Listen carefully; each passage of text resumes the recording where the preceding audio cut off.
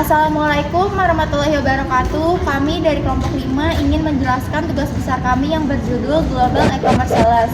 Sebelum kami memulai, izinkan kami untuk memperkenalkan anggota kelompok kami terlebih dahulu. Nama saya Intan Permatasari, NPM 2024 315000332. Nama saya Aura Salsabila, NPM 2024 315000360. Nama saya Fazia Nati dengan NPM 2024 315000341. Nama saya Nisa Aulia Sapitri dengan NPM 2024 315000330. Saya Muhammad Milin dengan NPM 2024 315000363. Selanjutnya kami akan menjelaskan materi tersebut.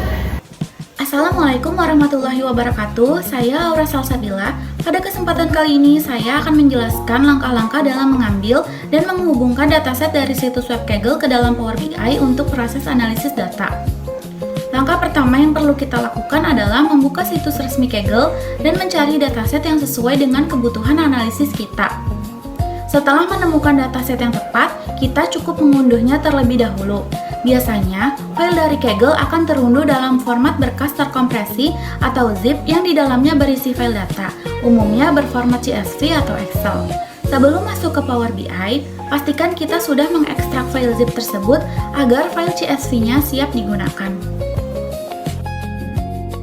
Langkah berikutnya adalah membuka aplikasi Power BI Desktop di perangkat kita. Pada halaman utama atau Home, kita akan melihat menu Get Data yang berfungsi untuk mengimpor sumber data. Karena dataset yang kita unduh tadi berformat CSV, kita pilih opsi teks atau CSV dari daftar yang tersedia. Selanjutnya, akan muncul jendela penjelajah dokumen. Di sini kita tinggal mencari dan memilih file CSV hasil ekstrak dari Kaggle tadi, lalu klik Open. Setelah itu, Power BI akan menampilkan jendela pretinjau atau preview data. Di tahap ini, sangat disarankan untuk tidak langsung memuat data, melainkan memilih opsi transform data terlebih dahulu. Pilihan ini akan membawa kita ke dalam Power Query Editor, tempat di mana kita bisa melakukan pembersihan data, memastikan tipe data di setiap kolom sudah benar, serta merapikan struktur data sebelum akhirnya siap kita visualisasikan ke dalam dashboard. Di sini saya akan close and apply dulu, selanjutnya baru saya akan memasukkan data yang kedua.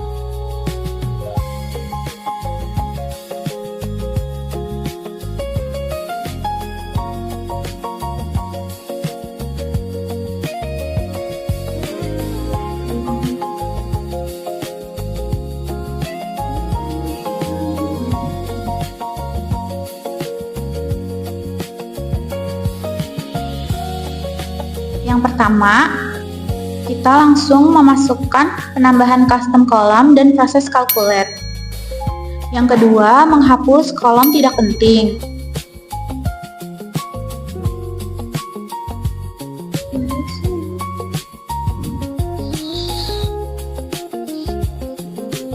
Yang ketiga, mengganti nama kolom.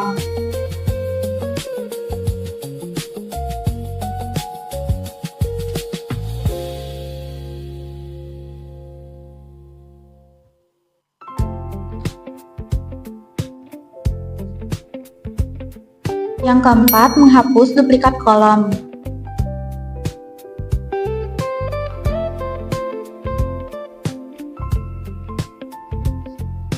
Selanjutnya, lakukan transform data untuk data yang kedua seperti data yang pertama.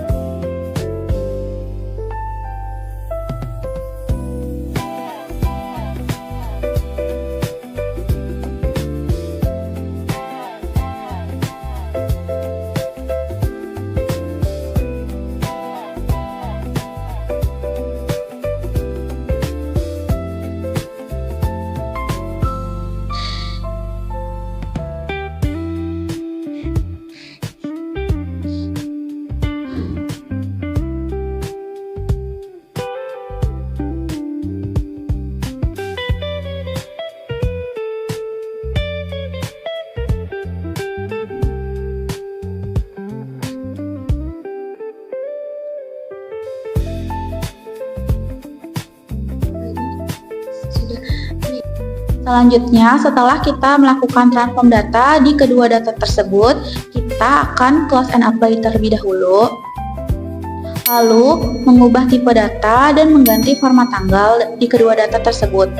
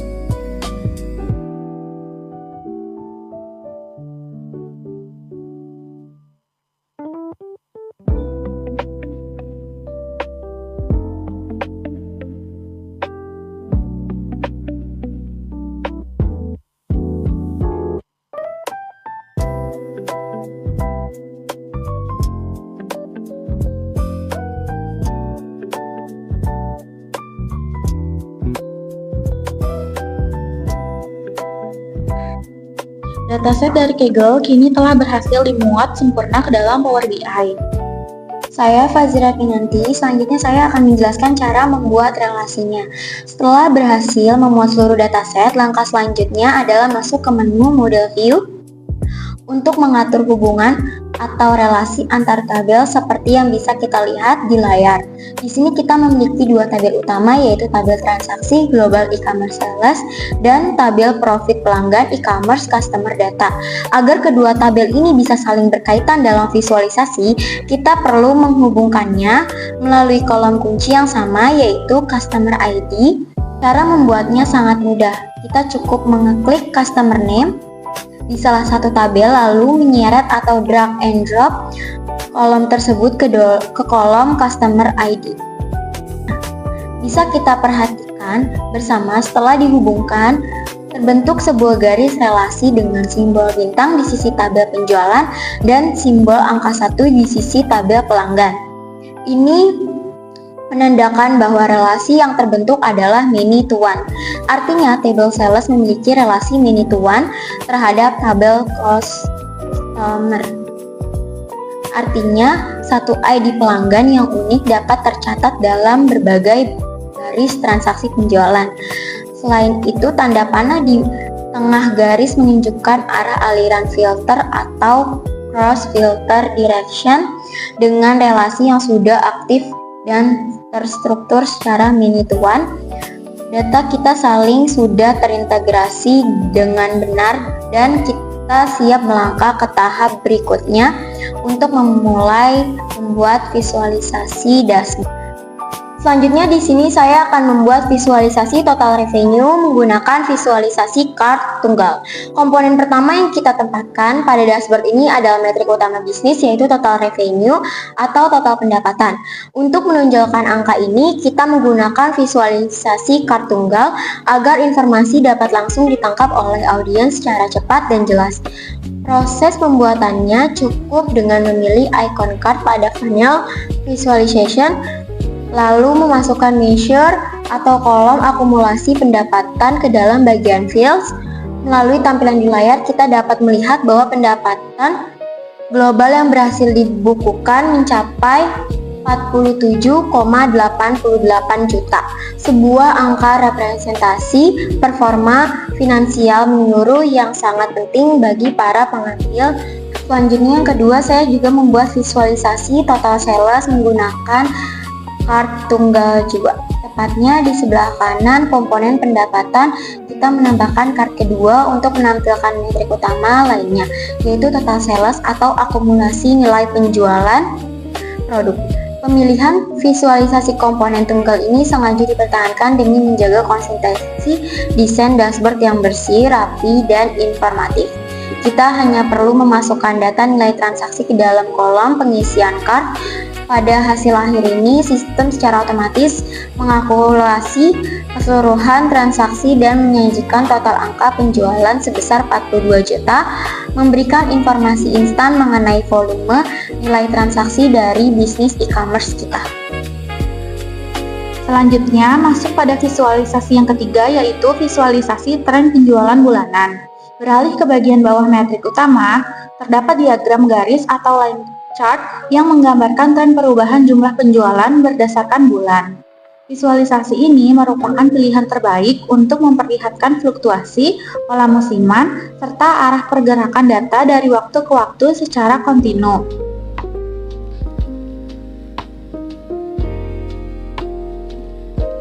Dalam konfigurasinya, data bulan dari Januari hingga Desember diposisikan pada X-axis, sedangkan nilai total penjualan berada pada Y-axis. Berdasarkan grafik garis yang terbentuk, kita dapat menganalisis bahwa performa penjualan bergerak cukup dinamis sepanjang tahun, di mana terdapat penurunan yang cukup signifikan pada bulan Agustus, sebelum akhirnya melonjak tajam mencapai titik puncak tertingginya di bulan Oktober. Selanjutnya, visualisasi yang keempat adalah visualisasi distribusi kuantitas produk. Di sisi kanan tengah dashboard, kita mengimplementasikan diagram lingkaran atau pie chart untuk merepresentasikan total kuantitas produk berdasarkan metode pembayaran yang digunakan pelanggan. Visualisasi ini sangat efektif untuk memperlihatkan kontribusi atau proporsi bagian terhadap satu kesatuan data yang utuh. Pada proses pengaturannya, kategori metode pembayaran seperti credit card, PayPal, cash on delivery, dan bank transfer diletakkan pada bagian legend. Sedangkan kolom kuantitas produk dimasukkan ke dalam values. Melalui grafik ini, terlihat jelas segmentasi transaksi pelanggan, di mana warna biru tua mendominasi grafik yang menunjukkan bahwa metode pembayaran tersebut memiliki porsi kuantitas terbesar dibandingkan opsi lainnya. Saya Anissa Aulia Safitri ingin melanjutkan visualisasi yang kelima. Bersebelahan dengan diagram lingkaran tadi, kita membuat donut chart untuk menganalisis jumlah nama produk berdasarkan metode pembayaran. Secara fungsi, donut chart ini serupa dengan pie chart, namun menyisakan ruang kosong di bagian tengah sehingga memberikan tampilan visual yang lebih modern. Langkah pembuatannya dilakukan dengan memasukkan jenis payment method pada kolom legend dan total hitungan atau count dari nama produk ke dalam bagian paus. Visualisasi ini menampilkan detail persentase yang akurat seperti angka 14,65% pada salah satu segmen kecil dan kontribusi masif sebesar 30,45% pada segmen terbesar sehingga memudahkan kita membandingkan referensi pembayaran antar produk. Selanjutnya saya akan melanjutkan visualisasi yang keenam yaitu komparasi wilayah. Bergerak ke area pojok kiri bawah, kita menerapkan Statcat Column Chart atau diagram batang bertingkat untuk menganalisis total penjualan berdasarkan wilayah dan kategori produk. Visualisasi ini sangat berguna ketika kita ingin membandingkan total nilai antar wilayah, sekaligus melihat struktur pembentuk di dalam masing-masing wilayah tersebut. Kita mengkonfigurasinya dengan menetapkan data wilayah seperti Eropa, Amerika Serikat, Asia Pasifik, Amerika Selatan, dan Timur Tengah pada X-aksis, nilai penjualan pada Y-aksis, serta kategori produk seperti clothing dan furniture pada bagian legend. Dari hasil grafik bertingkat ini, kita bisa langsung mengidentifikasi bahwa wilayah Eropa memimpin sebagai besar dengan total penjualan tertinggi, disusul erat oleh Amerika Utara dan Asia Pasifik.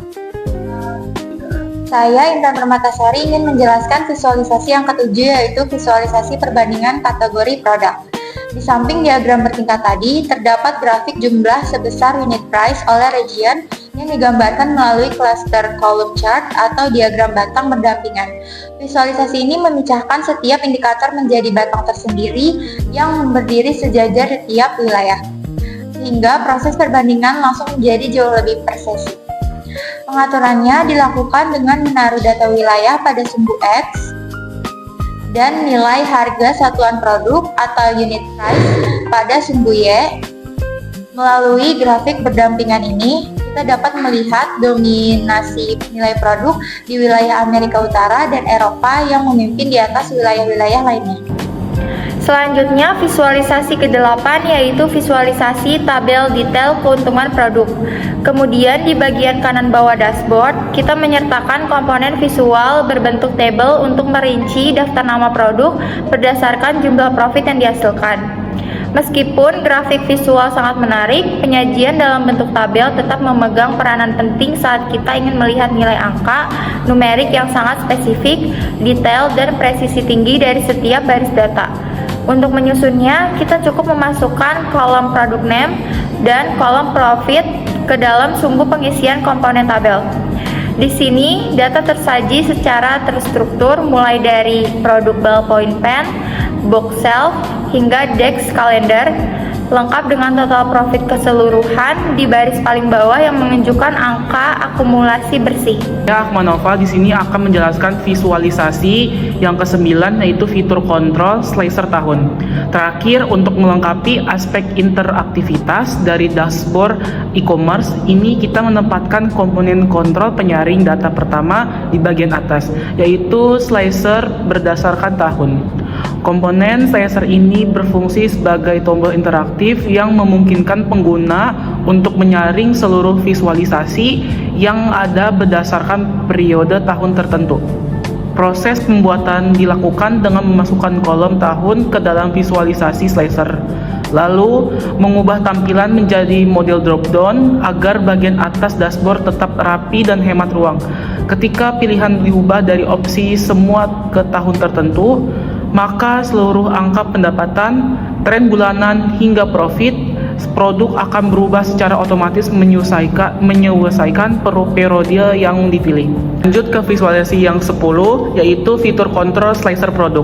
Menemani alat penyaring pertama, kita juga menambahkan komponen kontrol interaktif. Kedua, yaitu slicer berdasarkan produk. Komponen ini diletakkan tepat di sebelah kanan penyaring tahun dan konfigurasi menggunakan kolom kategori atau nama produk. Sebagai basis datanya, sama seperti sebelumnya, slicer ini dirancang dengan format drop-down yang bersih agar pengguna dapat dengan mudah untuk memilih untuk melihat performa seluruh produk secara global. atau mengilustrasi data atau melihat suatu produk, dan komunikasi dari kedua slicer ini dinamis menggunakan dashboard yang semula menjadi sebuah alat analisis yang sangat kuat, responsif, interaktif dalam mengamati performa bisnis penjualan di global ini. Selanjutnya, saya akan menjelaskan insight dan rekomendasi dari data analisis tersebut. Yang pertama itu ada insight, yaitu bisnis berhasil membuka total pendapatan, total revenue yaitu sebesar 47,80 juta dengan total penjualan sales 42 juta dan keuntungan bersih total profit mencapai 14,59 juta, di mana performa penjualan menunjukkan fluktuasi musiman yang signifikan dengan puncaknya terjadi di bulan Oktober atau November serta penurunan tajam pada bulan Agustus. Dari sisi geografis, wilayah Amerika Utara dan Eropa menjadi kontributor utama yang mendominasi penjualan, didukung oleh penetapan harga satuan unit price yang lebih tinggi di kedua wilayah tersebut dibandingkan wilayah berkembang seperti Amerika Selatan dan Timur Tengah atau Afrika yang pasarnya masih sangat kecil. Selain itu, preferensi pelanggan dalam bertransaksi sangat terpusat pada metode digital, dengan kartu credit card memimpin volume kuantitas sebesar 39,87%, disusun oleh PayPal sebesar 30,11%. Yang selanjutnya itu ada rekomendasi untuk memaksimalkan profitabilitas perusahaan disarankan menyusun strategi promosi agresif atau kampanye pemasaran khusus menjelang kuartal akhir demi memanfaatkan tren puncak belanja di bulan Oktober dan November, sekaligus mengevaluasi strategi produk atau promo diskon di bulan Agustus untuk mengantisipasi penurunan penjualan. Di sisi lain, manajemen perlu mempertahankan stabilitas pasar premium di Amerika Utara dan Eropa, sambil mulai merancang strategi penetapan harga yang lebih terjangkau atau variasi produk lokal guna melakukan penetrasi pasar yang lebih kuat di wilayah potensial yang masih rendah seperti Amerika Serikat. Terakhir itu ada optimalkan kerjasama dengan penyedia layanan kartu kredit dan PayPal berupa program cicilan 0% atau cashback untuk semakin merangsang daya beli pelanggan yang mayoritas sudah menggunakan metode pembayaran digital tersebut. Sekian dari kelompok 5. Wassalamualaikum warahmatullahi wabarakatuh.